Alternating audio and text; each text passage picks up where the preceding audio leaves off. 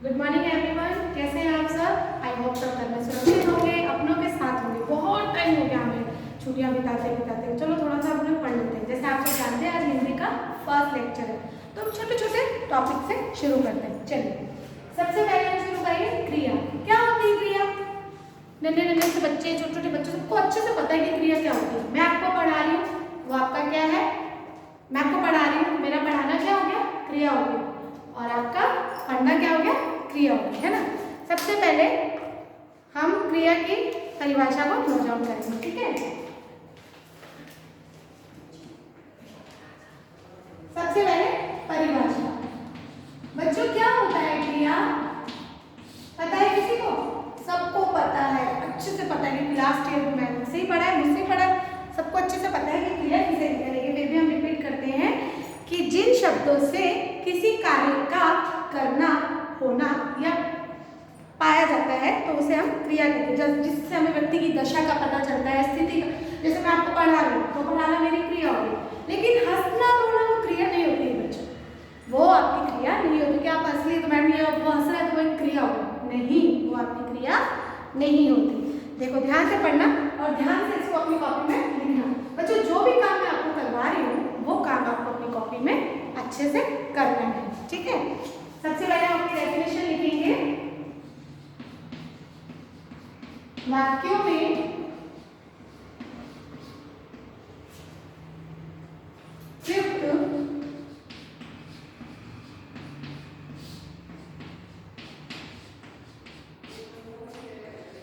जिन शब्दों, वाक्य में प्रयुक्त जिन शब्दों से किसी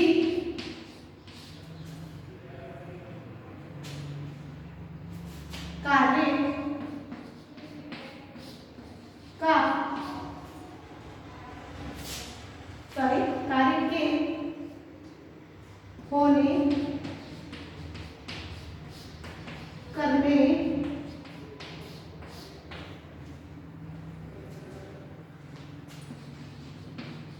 कराने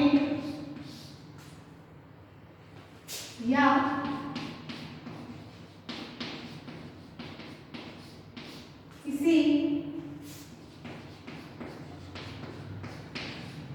व्यक्ति की स्थिति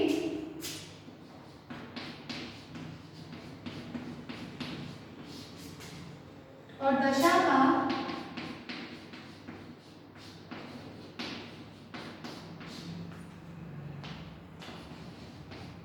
बोध होता है,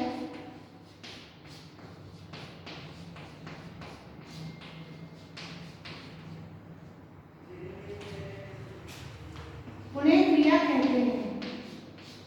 उन्हें क्रिया कहते हैं। इस डेफिनेशन को सब अपनी अपनी कॉपी में नोट डाउन करेंगे, है ना। क्लियरली अच्छे से बताएंगे। फिर से देखिए, वाक्यों में प्रयोग जिन शब्दों से किसी कार्य के होने, करने, कराने या किसी व्यक्ति की स्थिति और दशा का बोध होता है उन्हें क्रिया कहते हैं। देखो किसी कार्य का होना, करना या किसी स्थिति का पता चलना या दशा का पता चलना, तो उसे हम क्या बोलते हैं? क्रिया बोलते हैं, ठीक है।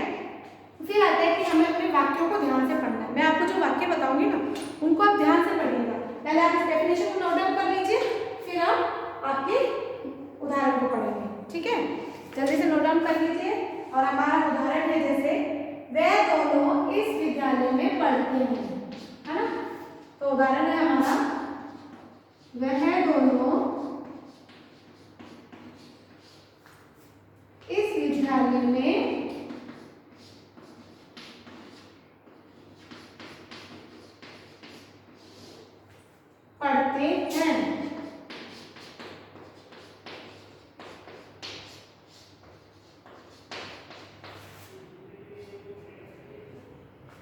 वह दोनों इस विद्यालय में पढ़ते हैं। तो पढ़ना क्या हो गया बच्चों? हमारी क्रिया हो गई, है ना। सबको अच्छे से पता है।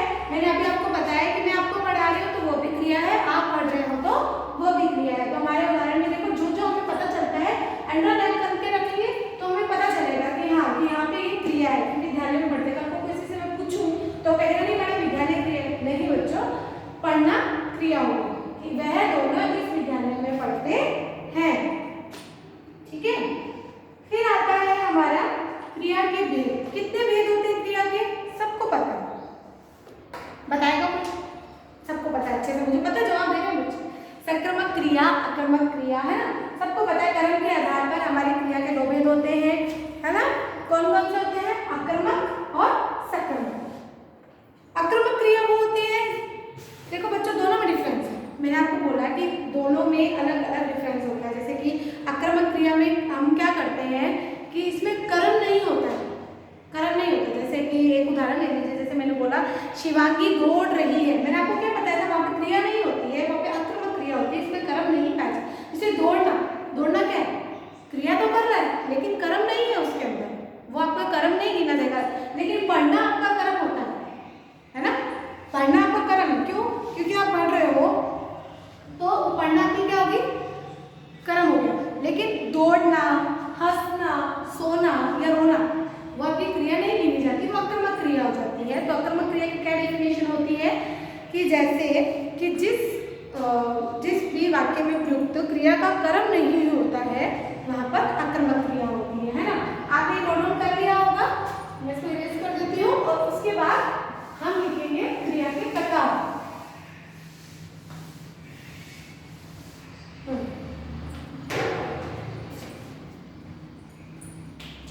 सबसे पहले क्रिया के भेद। तो हम पहले लिखेंगे कि क्रिया के भेद को निम्नलिखित दो आधारों पर किया जाता है। एक तो होता है कर्म के आधार पर और दूसरा होता है प्रयोग, रचना और के आधार पर। तो सबसे पहले हम करेंगे कर्म के आधार पर, है ना।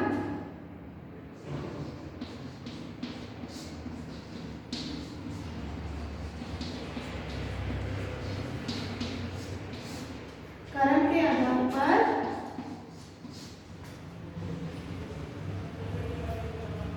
क्रिया भेद।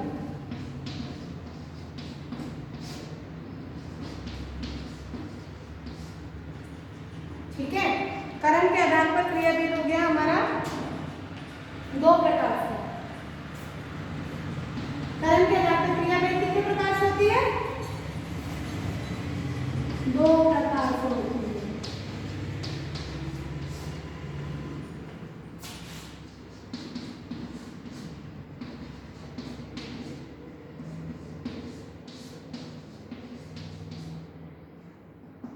कौन कौन सी? सबसे पहले आती है आक्रामक क्रिया।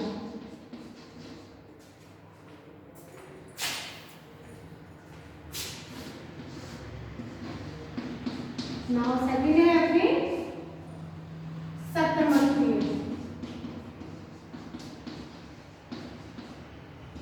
सक्रमक क्रिया, ठीक है।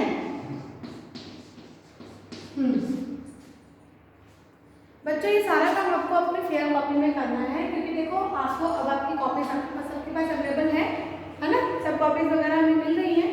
तो हमें वैसे हमें पेरेंट्स को फोर्स नहीं करना है, हमें कॉपीज को लेके उसमें सबसे पहले अपना डेट मेंशन करो, डेफिनेशन लिखो। सबसे पहले हेडिंग लिखो, हेडिंग के बाद आप डेफिनेशन लिखेंगे।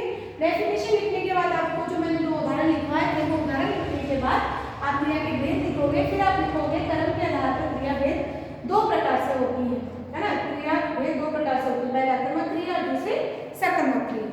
अब हम पढ़ेंगे आक्रामक क्रिया क्या होती है। सबसे पहले फर्स्ट ऑफ ऑल आक्रामक क्रिया।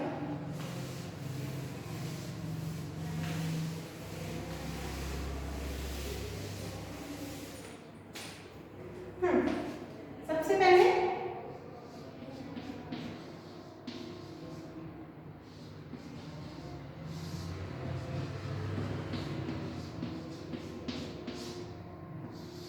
आक्रामक क्रिया।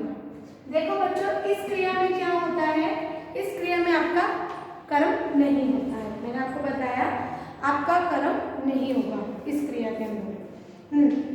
सबसे पहले कर्म के आधार पर हो गया तो आक्रामक क्रिया है, इसमें हम डेफिनेशन लिखते हैं। लिखिए सर, वाक्य में प्रयुक्त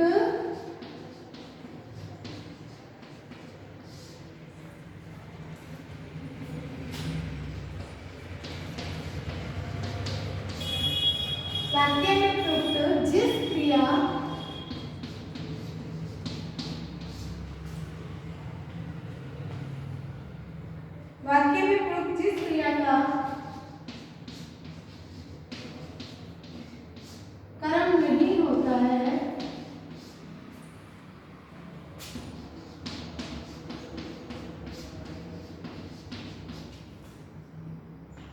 नहीं होता, वाक्य में प्रयुक्त जिस क्रिया का कर्म नहीं होता, जो कर्ता तक सीमित होती है,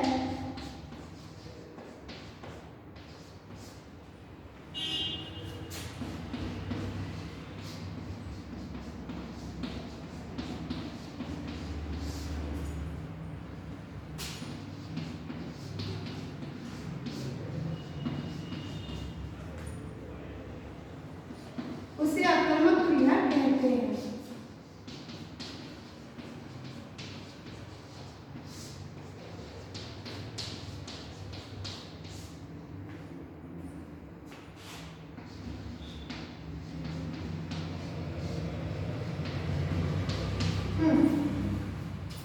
वाक्य में प्रयुक्त जिस क्रिया का कर्म नहीं होता है उसे, और वो जो कर्ता तक सीमित होती है, उसे आक्रामक क्रिया कहते हैं। जिसमें आप उदाहरण देखोगे तो आपको समझ में आएगा। जैसे कि हाँ देखिए एग्जाम्पल देखो इसमें,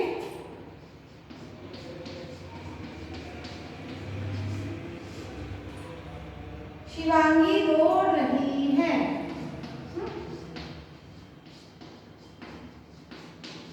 दौड़ रही है। दूसरा है प्रकाश हंस रहा है। तीसरा है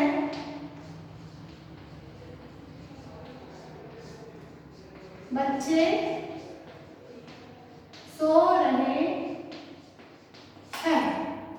ठीक है, अब मैंने आपको बताया कि यहाँ पे क्रिया के बीच जो है, आपको क्रिया के बीच क्लियर हो गई है, आक्रामक क्रिया सकारात्मक क्रिया। लेकिन आक्रामक क्रिया में क्या होता है, आपकी क्रिया का कोई कर्म नहीं होता है, जो कर्ता तक सीमित होती है उसे आक्रामक क्रिया कहते हैं। जैसे शिवांगी दौड़ रही है, बच्चों देखो ये सिर्फ कर्ता तक ही सीमित है ना, इसमें कोई कर्म थोड़ी है कि हाँ वो, अगर इसमें ये होता है कि शिवांगी अपने रेस के लिए दौड़ रही तो वहां पर अपने सकारात्मक क्रिया बोल सकते थे, क्योंकि वो उसका कर्म है, दौड़ना उसका कर्म है, उसका काम है, उसको करना है।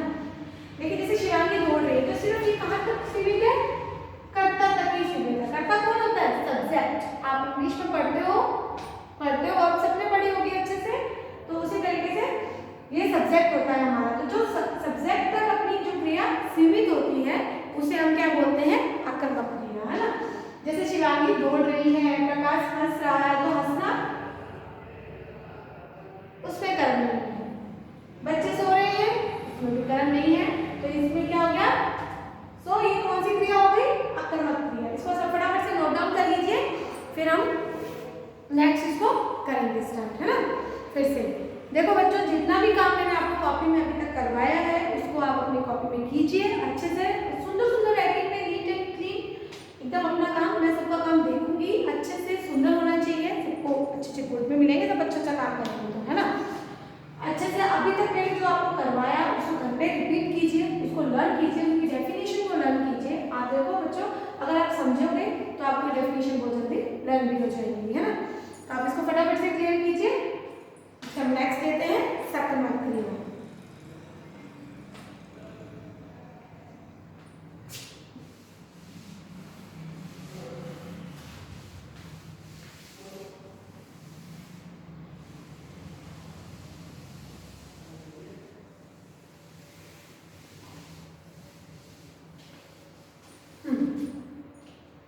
फिर आती है हमारे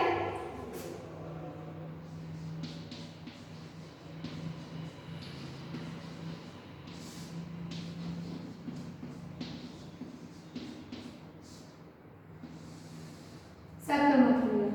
मैंने अभी आपको समझाया था कि आक्रामक क्रिया क्या होती है, जिसमें कर्म नहीं होता। सकारात्मक क्रिया में क्या होता है, हमारे इसमें कर्म होता है, हमें इसमें कर्म पता चलता है। जैसे कि जिस क्रिया का फल कर्ता के बजाय कर्म पर पड़ता है उसे हम सकारात्मक क्रिया कहते हैं। जैसे कि लड़कों ने आम खाए, आप तो हो गए मैडम खा लिया तो क्रिया हो गई, नहीं। इसमें क्या होता है, जिसमें क्रिया का फल कर्ता पे पड़ता है उसे हम सीधा क्रिया का फल हमारे कर्ता के बजाय किसमें, सॉरी, क्रिया का फल कर्ता के बजाय सीधा कर्म पर पड़ता है, तो वहाँ पे सकर्मक क्रिया होती है ना। तो सबसे पहले हम इसकी डेफिनेशन लिखेंगे।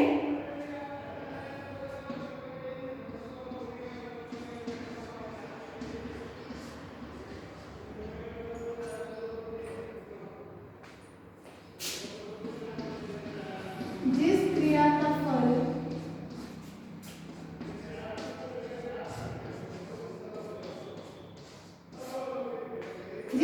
का फल कर्ता के बजाय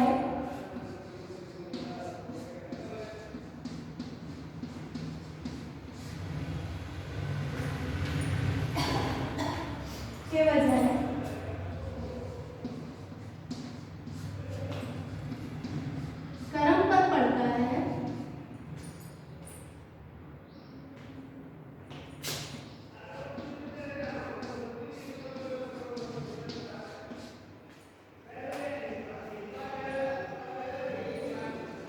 उसे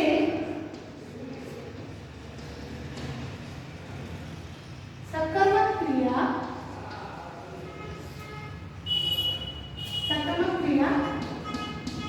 कहते हैं।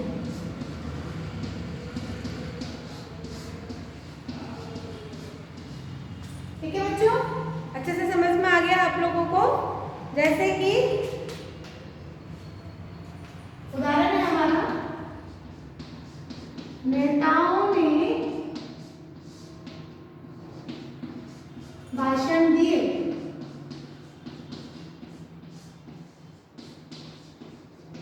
हाँ तो उन्हें मैम देना क्रिया हो, लेकिन भाषण दिए उनका कर्म है, नेता है तो भाषण तो देना ही पड़ेगा, दो चार तो बोलना ही पड़ेगा ना, तो वोट कहाँ से मिलेंगे। तो नेताओं ने भाषण दिए, तो भाषण दिए तो भाषण क्या हो गया हमारा, कर्म हो गया ना। तो भाषण देना उसका क्या हो गया, वो कर्ता से मतलब नहीं है वहाँ पे, वो सीधा फल किस पर पड़ रहा है, सीधा कर्म पर पड़ रहा है। भाषण देना उसका कर्म है। जैसे कि हमने एक सांप देखा,